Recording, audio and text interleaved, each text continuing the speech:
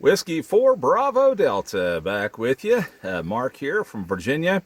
And just thought I'd pop in and say hello and talk a little bit about why I enjoy Parks on the Air. A lot of people have different reasons for it, and I certainly can't speak for everybody else, and I won't try to. But for the most part, I think probably most would agree with a lot of these.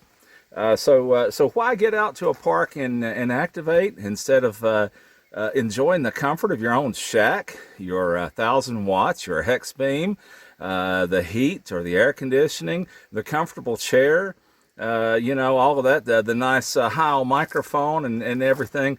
Well, I mean, that stuff's great. Don't get me wrong. I enjoy being in the shack. But I love to get outdoors. So the number one reason for me is I get to combine my love for the outdoors with being able to play radio. I get to do them both at the same time. Kind of like cheating the system, and get out and get a little vitamin D. I mean, how else am I going to work on this farmer's tan? I'm not going to do that in a tanning bed. Could you imagine all the RFI that tanning bed would create? We'll discuss that another day. But anyway, I love getting out here, man. I love being out in nature. I've always been an outdoorsy kind of person. So this allows me to get out and do that. The number two reason, and these are not necessarily in order, but a second reason is because of the low noise floor. I mean, no matter how good a job we've done in mitigating the RFI in our neighborhoods, I mean, most of us are not going to get every bit of that out, especially if we live in a city or even most of the towns. You got some noise to deal with the neighbors and with power lines, and you can work on all of that stuff, and you can eliminate a lot of stuff, but you can get an acceptable noise floor and be perfectly happy with it, as I am at home. But you can't ever eliminate it 100%. And it's evident when you get out to a park where you're a mile away from the nearest power lines or houses or anything like that, and you realize how quiet really is. And the transmit's the easy part. It's the receive. Lowering that noise floor. That's the biggest key to me to making contacts, because if you can't hear them, you can't work them. Well, you come out here and you get spoiled really quickly, because there's just almost zero. There's no noticeable noise at all, and it will spoil you quickly. And a third reason is the camaraderie with all the other POTA hunters, and even a lot of the other activators that we do the park-to-park contacts with. There's a camaraderie.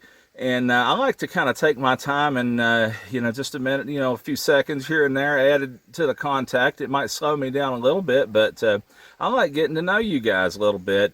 And I recognize call signs. I recognize voices. And a lot of you guys I know by first name. And I look forward to hearing you. And believe it or not, if I go 2 or 3 activations without hearing some of you, I was like, well, you know what? I didn't hear from so-and-so today, so hope everything's all right. Propagation doesn't always work out exactly, and plus, most of us have lives outside the radio, even though maybe we don't want to admit it, but we do.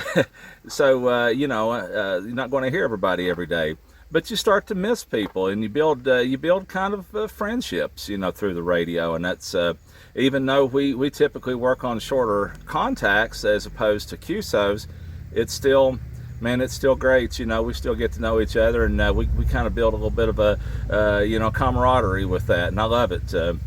But those are really 3 of the biggest reasons for me. Another thing, too, is you get to try out geographic differences, different terrain. You can be out at, let's say you live in a city somewhere. You can go out to the beach and get the advantage of the salt water. And of course, that helps propagation so much. And you're going to talk to stations that you probably wouldn't at home, even with your 1,000 watts and your hex beam and everything. Sometimes just being in a different place, the propagation will be different on that band. Also, you might be 4,000 feet higher above sea level than you usually are. And certainly that does have an effect as well. So, you kind of get to see the world or hear the world from a different vantage point. So, Anyway, those are just some of the reasons I like to get out and activate. Maybe you comment. Maybe you got other reasons that you like to. It's just a different way to use a radio. I like the fact also that it gives me a little bit of practice with my